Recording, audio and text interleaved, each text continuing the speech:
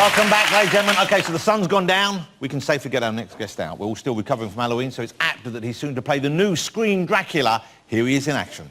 Will you please welcome Jonathan Rhys Meyers, ladies and gentlemen.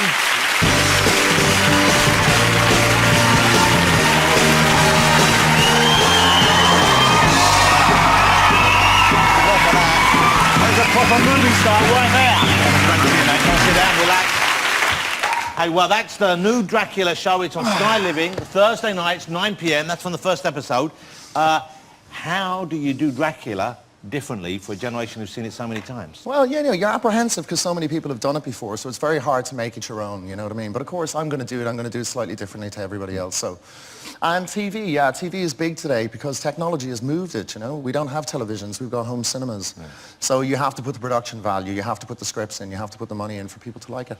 Were you concerned at all? Because I was worried when I first saw you doing it. I thought, oh no, please, I hope he's not going to go all Twilight on us, you know? You're not going to be like glowing and having a sexy werewolf in hot pants chasing you, you know, that kind of stuff that they got in Twilight. Yeah, no, we weren't kind of going for that. Yeah, because it's been done, you know. We thought of vampires more from the suffering point of view. What would somebody who had to live for 400 years and not die, not fall in love, what would he go through? And it's like a triptych of characters. The Dracula is really the monster. That's the addiction.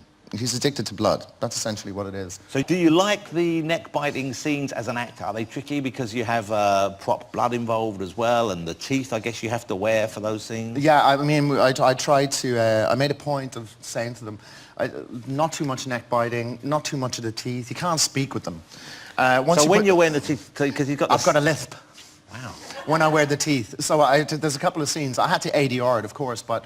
ADR is when they add the voice afterwards. They add the voice afterwards. So when you were speaking, you sounded like Chris Eubank, didn't you? Yeah, it was like, I'm Dracula. I'm going to bite your neck because I really need blood. Got a Camp Dracula. Slightly. Creatures of the night. But you know, what's nice is, and I'm very appreciative of you coming on the show, I know you don't do many, and you had a period where you were kind of a little bit wild and you lost your way a bit. I was pretty wild, yeah. But you found your way back through, you got through that, and now that seems to be something I think you appreciate where you are much more because of that, do you? Yeah, of course you do. You know, I mean, look, when you're on the front of newspapers for stupidity, you know, getting drunk at airports and fighting with cops and stuff like that, you know, you wake up the next day and of course you can hardly remember it, you know, because when you're pissed, you know, responsibility gets diminished. However, accountability does not. Yeah. And so, you know, as you've grown older and you kind of seen, you know, the stupid things that you've done when you've been younger, and you know, it's not the consequences personally for yourself, but your family get hurt, or friends get hurt, or your spouses, girlfriends, whatever get hurt. And at some point you come to a place, and I was very, very lucky, some of my friends have never gotten to that place, but I came to a place where I actually saw it as something that was separate from me. So it's kind of insanity. To do it to that level would be insanity. So, so it's nice that I was able to sort of like come to that realization, and I just look for different things in life now. And do you miss it? No, I don't. To be honest, actually, it's really funny. But I think once you make a decision that you've had enough of something, then the decision's made. You've had enough.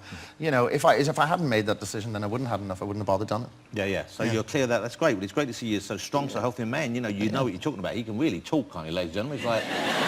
Oh yeah, I can talk. All right, but very eloquently and intelligently and engagingly. Nice, very smart. Let me ask you about working with Woody Allen, because that was must have been exciting, and Woody's kind of back on form now, and I think the turning point for when he started making, he'd made a few not so good movies in my opinion, and in a lot of people's opinion. Match Point was a lovely moment because it's funny, thought, okay, no, he can still do it. Yeah.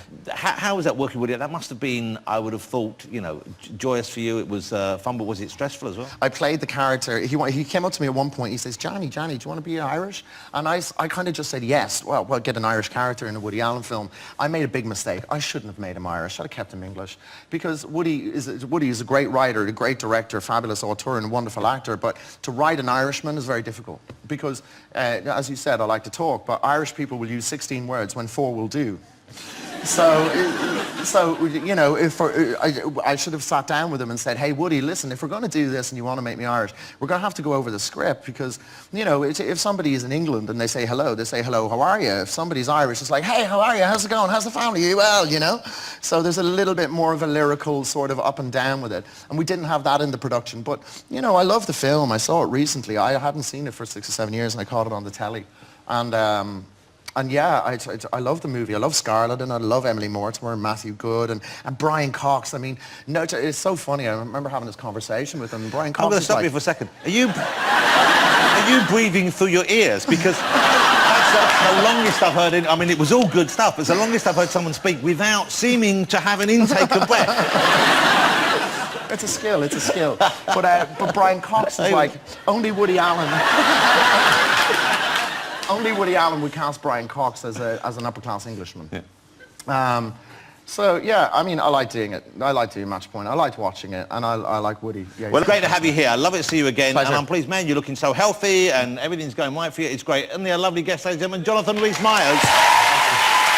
Jonathan, you know we're going to do a bit of baking in the show. You can let's go for it. Okay, let's go over. Jonathan Rhys Meyers is going to join us over here, ladies and gentlemen, where you will see already we have Steve Coogan, the lovely Joanne, Rob's here as well, and Paul Hollywood, ladies and gentlemen. Okay, we need aprons. Have you got aprons? I've got my apron. You haven't got an apron yet, Steve. There's an apron down here for you. You pop your apron on. Oh, God, I know what this is going to be. There you go. Okay.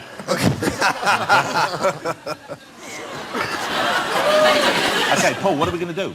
Well, basically, I'm going to show you how to do a two-strand plait. Has this dough proven? It's got a little bit of air in it, this one. So if I bring this dough out, you're not going to do this, but I'll show you how to You're going to get ready. roll out first. So I'll divide the dough into two. Get rid of that. Then begin to stretch the dough out a little bit.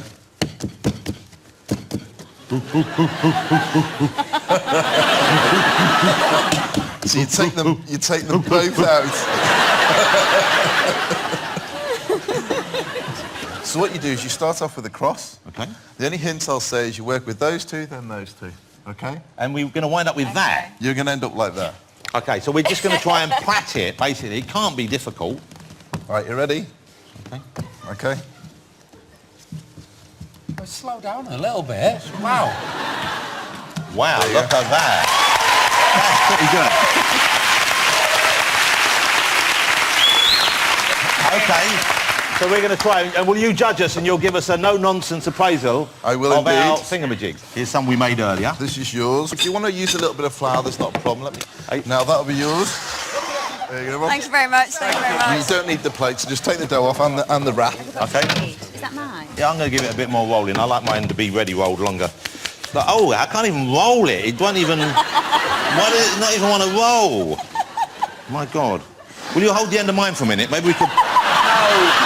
Because if we could pull it, mine's not gone as long as Rob's. Fine, just give me a little tug. Oh, that's too far. You are such a swat, Coogan. Lay it out. Yeah, okay. Right, you got your crosses. Okay. I'll give you 15 seconds to do the plait. On your marks, get set, bake.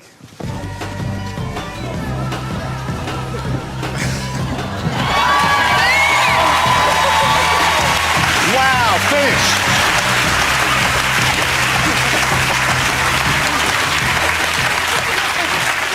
We'll start with this one. It's like a pair of marigold gloves. What, is that all you Okay, managed? I'd have to give you... Yeah, it is a disaster, if I'm brutally honest. I'd probably have to give you probably about 2 out of 10. I'll Now be this honest with one... you. Jonathan, that's more than you deserve. It is more than I deserve. That's pretty good, isn't it? You see, the thing is, what you're looking for is something that sort of hold its shape a little bit. Yeah. Okay? Say you wanted to hold It looks like the last turkey in the shop. I'll probably give that one 3 out of 10 because it did hold a little bit more. Yeah. All right. This is my one there. Oh, it's holding together? Yes. It's got shape. I give that 5 out of 10. Yes! Well done. Actually, this one's all right. It's got a lovely shape to it. You can see a bit of a plait. You can see a bit of a plait underneath as well. Joanne, have you 8 done... out of 10. Yay! Wow. Have you done one before? Never. Wow, that was good. Never done it before. I'm a lady's maid. Let's have a look at the villain's job. Okay, I'll give that It's one... misunderstood. It is. I give it 3 out of 10, but you're the worthy winner. Yes, I think deservedly. Tonight's Star Baker, Joanne Foggart, ladies and gentlemen. Okay, well, that's it for tonight.